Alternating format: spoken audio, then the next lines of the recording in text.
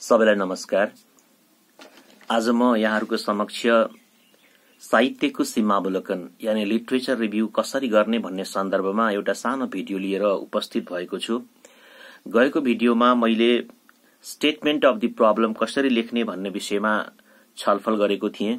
धेरै साथीहरूले उक्त भिडियो हेरिसकेपछि लिटरेचर रिभ्यूको सन्दर्भमा पनि एउटा सानो भिडियो बनाइदिन आग्रह गर्नु भए अनुसार म आजको यो भिडियो तयार गर्न गइराखेको छु। वास्तवमा अनुसन्धान कार्यमा आफ्नो अध्ययनको क्षेत्र पहिचान गरिसकेपछिको महत्वपूर्ण काम भनेको लिटरेचर रिभ्यू हो। आफ्नो प्रस्तावित अनुसन्धान क्षेत्रसँग मेल खाने सकभर नयाँ र आधिकारिक डकुमेन्टहरू रिभ्यू गर्दा उपयुक्त हुन्छ। विशेष गरी हामीले जर्नल आर्टिकलहरू, थेसिसहरू, बुकहरू, पोलिसी डकुमेन्टहरू रिभ्यू गर्दा हाम्रा लागि उपयुक्त हुन्छन्। आज म सामान्य 4 किसिमका रिभ्यूको बारेमा चर्चा गर्ने प्रयत्न गर्नेछु आजको यस भिडियोमा। पहिलो कुरो म थीमेटिक रिभ्यू कस्तो किसिमको रिभ्यू हो भन्ने बारेमा कुरा गर्छु। त्यसैगरी इम्पेरिकल रिभ्यूको बारेमा प्रसंग उठाउँछु। साथै पोलिसी रिभ्यू र थ्योरेटिकल रिभ्यूको बारेमा पनि छोटो प्रसंग यहाँहरूको अगाडि उठाउने अनुमति चाहन्छु। सबैभन्दा पहिला हामीले आफ्नो अध्ययनको क्षेत्र पहिचान गरिसकेपछि त्यो स्टडीको टपिक हामीले जुन टेन्टेटिभ बनाएका हुन्छौं त्यो टपिकमा प्रयोग भएका शब्दावलीहरूको बारेमा राम्रो सीमावलोकन, राम्रो रिभ्यू गर्नुपर्ने हुन्छ, जसलाई हामी थीमेटिक रिभ्यू पनि भन्ने गर्छौं। उदाहरणको लागि मानौ हामी तपाईले एउटा research teacher leadership for effective school भनेर गर्न सुरु गर्यौं भने यो टपिकमा विशेष गरी दुईवटा महत्वपूर्ण फ्रेज देख्न सकिन्छ। एउटा टीचर लिडरशिप र दोस्रो चाहिँ इफेक्टिभ स्कूल। हामीले रिभ्यूको शुभारम्भ गर्दा टीचर लिडरशिप भनेकै के हो भन्ने कुरा प्रथमतः उठाउनु पर्ने हुन्छ।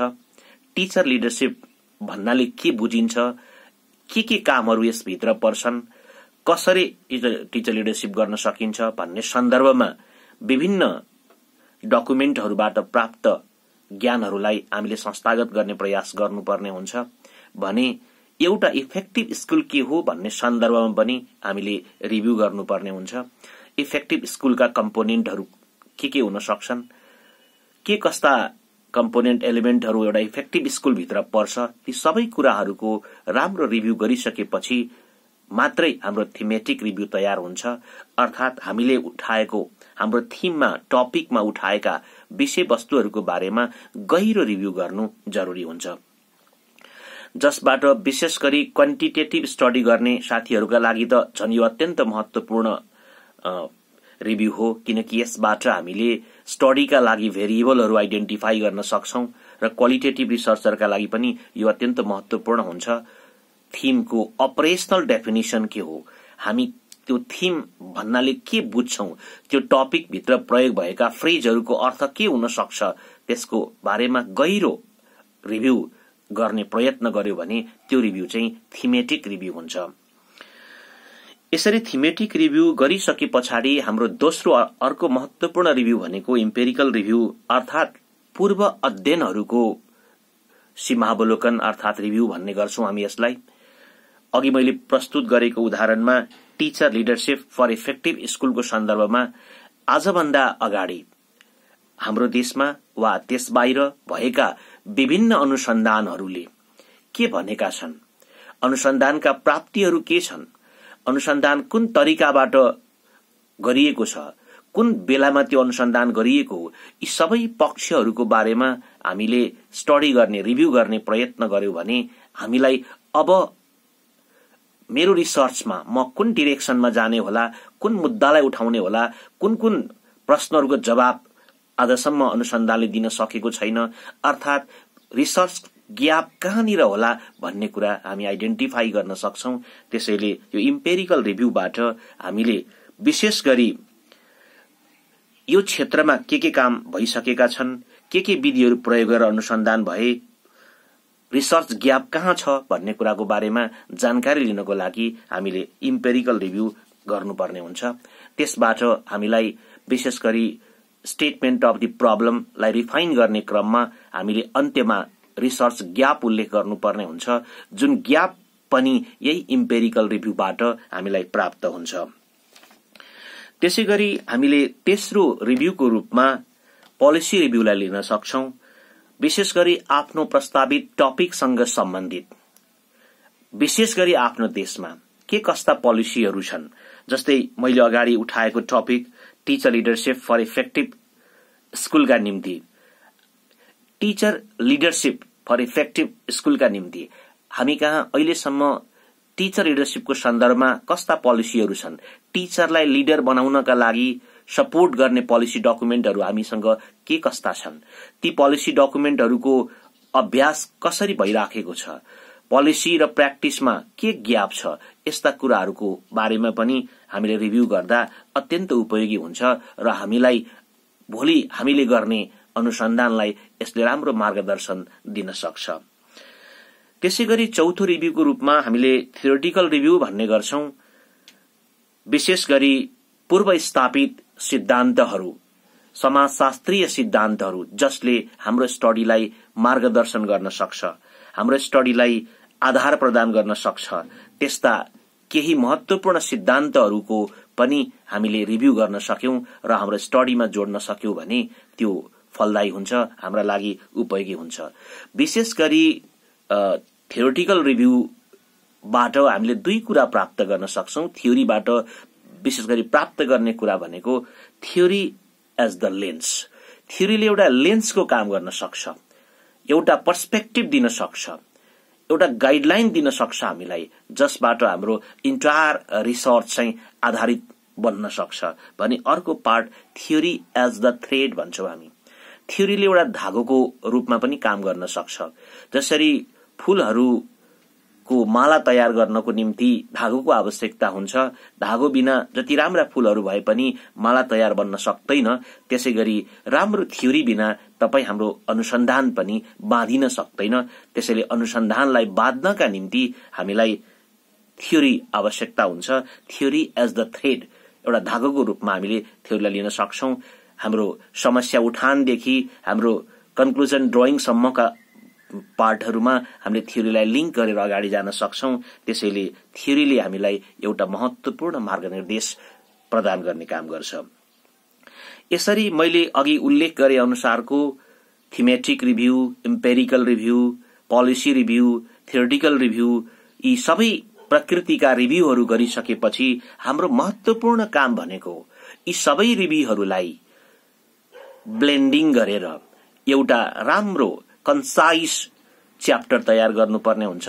सामान्यतया हाम्रो अनुसन्धानमा च्याप्टर 2 मा साहित्यको सीमावलोकन यानी लिटरेचर रिभ्यू लेख्ने गरिन्छ र सबै रिभ्यूहरू गरिसकेपछि आफ्नो टपिकसँग लिंक गर्दै ती रिभ्यूको सारांश प्रस्तुत गर्नु अत्यन्त महत्वपूर्ण काम र अत्यन्त जटिल कामको रूपमा हामी लिने गर्छौं। विशेष गरी यो विविध प्रकृतिका रिभ्यूहरूको सारांश तयार गर्दा हामीले विशेष दुईवटा पी मा ध्यान दिनुपर्ने हुन्छ। 2P भन्ने गर्छौं हामी, त्यो अत्यन्त ध्यान दिनुपर्ने पक्ष हो यो लिटरेचर रिभ्यूको क्रममा। एउटा कुरा प्याराफ्रेजिङ भन्छौं हामी, प्याराफ्रेजिङ, र अर्को कुरा चाहिँ प्लेजरिजम भन्छौं। यो दुईटा कुरालाई अत्यन्त महत्वपूर्ण रूपमा लिनुपर्ने हुन्छ लिटरेचर रिभ्यू गर्दा। प्याराफ्रेजिङ भन्नाले हामीले विभिन्न डकुमेन्टहरू स्टडी गरेका हुन्छौं र हाम्रो बानी के हुन्छ भन्दा त्यो डकुमेन्टबाट प्राप्त भएका आइडियाहरूलाई जस्ताको तस्तै कपी गर्ने हाम्रो बानी हुन्छ। त्यसो नगरिकन आइडिया लिइसकेपछि त्यो आइडियालाई आफ्नो भाषामा ट्रान्सलेट गरेर, अर्थात आफ्नो मौलिक भाषामा त्यसलाई लेख्ने प्रयत्न चाहिँ हामीले गर्नुपर्ने हुन्छ। जस्ताको तस्तै शब्दहरू अरूका डकुमेन्टबाट कपी गर्नु राम्रो मानिदैन।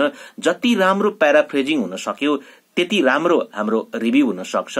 प्याराफ्रेजिङ गर्ने क्रममा हामीले हाम्रो रिसर्च इस्युसँग त्यो कुरालाई जोड्न पनि सक्छौं। त्यसैले राम्रो प्याराफ्रेजिङ गर्न जरुरी छ।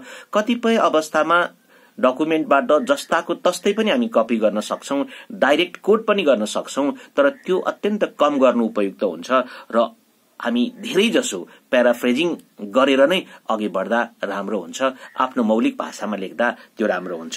र अर्को महत्वपूर्ण समस्या भनेको जुन प्लेजरिजम अघि मैले कुरा उठाएँ, यो अरूको नक्कल गर्ने काम, हामी जसलाई बौद्धिक चोरी पनि भन्न सक्छौं, त्यो बौद्धिक चोरी गर्ने कामलाई हामीले एकदमै कम गर्नुपर्छ रिभ्यूमा। अब जानी नजानी हामीले त्यस्ता कामहरू गरिराखेका हुन्छौं, त्यसलाई घटाउने प्रयास हामीले गर्नुपर्ने हुन्छ। र यसको लागि महत्वपूर्ण उपाय भनेको जुन डकुमेन्टबाट हामीले आइडिया लिएका हुन्छौं, हामीले विभिन्न विचारहरू संकलन गरेका हुन्छौं, ती अथरहरू, ती कर्पोरेट अथरहरूलाई एक्नोलेज गर्न चाहिँ हामीले छोड्नु भएन। यसका लागि हामीले साइटेसन गर्नुपर्ने हुन्छ राम्रोसँग डकुमेन्टमा। नैरेटिभ र प्यारेन्थेटिकल दुई किसिमका साइटेसनहरू हुन्छ। यहाँले आफ्नो रिभ्यूको जुन वाक्यको शुभारम्भमै यदि साइटेसन गर्नुहुन्छ भने त्यसलाई हामी नैरेटिभ साइटेसन भन्ने गर्छौं। र नैरेटिभ साइटेसनको अलावा हामीले वाक्यको अन्त्यमा पनि साइट गर्न सक्छौं, त्यसलाई प्यारेन्थेटिकल साइटेसन भन्ने गर्छौं। त्यो नैरेटिभ र प्यारेन्थेटिकल साइटेसनहरू सही तरिकाले गर्ने प्रयत्न गर्यो भने हाम्रो प्लेजरिजम घट्न सक्छ र हाम्रो डकुमेन्ट मौलिक हुन सक्छ। यसरी हामीले विशेष गरी प्याराफ्रेजिङ र प्लेजरिजमलाई हामीले यो लिटरेचर रिभ्यू गर्ने क्रममा अत्यन्त विशेष रूपमा ध्यान दिनुपर्ने हुन्छ। र साइटेसन गरिसके पछाडि सही तरिकाले हामी कुन फर्मेटिङमा हाम्रो रिसर्च डकुमेन्टहरू तयार गर्छौं, अहिले सामान्यतया एपीए फर्मेटिङमा हामी गर्ने गर्छौं। एपीए म्यानुअलको 7th एडिसनका आधारमा हामीले त्यो साइटेसन र त्यो रेफरेन्सलाई म्यानेज गर्न सक्यो भने त्यो अत्यन्त बढी प्रभावकारी हुन्छ। र विभिन्न युनिभर्सिटी अनुसारका आफ्ना म्यानुअलहरू हुन सक्छन्। त्यो म्यानुअल, जुन म्यानुअल हामीलाई गर्न भनिएको छ, त्यो म्यानुअल भित्र रहेर हामीले चाहिँ लिटरेचर रिभ्यू गर्ने प्रयत्न गर्न सक्यो भने त्यो अत्यन्त महत्वपूर्ण हुन्छ। यसरी एउटा राम्रो सारांशको रूपमा लिटरेचर रिभ्यू तयार गरिसके पछाडि अनि हामीले स्टडीको लागि एउटा फ्रेमवर्क तयार गर्न सक्छौं, जसलाई हामी कन्सेप्चुअल फ्रेमवर्क भन्ने गर्छौं। विभिन्न हामीले गरेका रिभ्यूहरूको आधारभित्र रहेर हाम्रो स्टडीको लागि उपयोगी हुने एउटा कन्सेप्चुअल फ्रेमवर्क हामी लिटरेचर रिभ्यूको माध्यमबाट प्राप्त गर्न सक्छौं, जसले हाम्रो पुरै अध्ययनलाई गाइड गर्न सक्छ। र प्राय अनुसन्धानहरूमा, प्राय थेसिसहरूमा हामीले गर्ने बानी के देखिन्छ भन्दा हामी विशेष गरी च्याप्टर 2 मा लिटरेचर रिभ्यू त गर्ने गरेका हुन्छौं, राखेका हुन्छौं, तर त्यो लिटरेचर रिभ्यूको लिंकेज देखिएको भने पाइदैन। विशेष गरी लिटरेचर रिभ्यूको इन्टायर थेसिस भित्र, रिसर्च वर्क भित्र लिंकेज देखिनुपर्ने हुन्छ। जस्तै लिटरेचर रिभ्यूकै आधारमा हामीले च्याप्टर 1 मा ब्याकग्राउन्ड तयार गरिराखेका हुन्छौं, लिटरेचर रिभ्यूकै आधारमा हामीले स्टेटमेन्ट अफ द प्रब्लम लेखिराखेका हुन्छौं, लिटरेचर रिभ्यूकै आधारमा हामीले हाम्रो मेथोडोलोजीलाई गाइड गरिराखेका हुन्छौं भने हाम्रो रिसर्चको फाइन्डिङ आइसके पछाडि पनि लिटरेचर रिभ्यूकै आधारमा हामीले डिस्कसन गरिराखेका हुन्छौं। त्यसैले इन्टायर थेसिसमा लिटरेचर रिभ्यूलाई युटिलाइज गर्ने बानी यदि हाम्रो भइदियो भने पक्कै पनि यसले हाम्रो थेसिसलाई, हाम्रो अनुसन्धानलाई स्ट्रङ बनाउनको लागि सपोर्ट पुर्याउन मद्दत गर्न सक्छ। आजको यस भिडियोमा मैले यहाँलाई लिटरेचर रिभ्यूको सन्दर्भमा केही कुराहरू, छोटा कुराहरू प्रस्तुत गरे र आगामी दिनमा यो भिडियो हेरिसकेपछि यहाँलाई कुनै जिज्ञासा लाग्यो, कुनै पक्षमा फेरि कुरा उठाउन आवश्यकता भयो भने कमेन्ट बक्समा लेख्नुहोला। म पक्कै पनि थप भिडियो बनाउने प्रयत्न गर्दैछु र बासु प्रसाद सुवेदी नाम गरेको युट्युब च्यानलमा यहाँले सब्स्क्राइब गर्नुभयो भने पनि यहाँले यस्ता भिडियोहरू अबको दिनमा हेर्न पाउनुहुन्छ। त्यसैले यहाँहरूलाई म त्यो आग्रह पनि गर्न चाहन्छु र आजको छोटो भिडियोबाट यहाँहरूबाट बिदा हुन्छु। नमस्कार।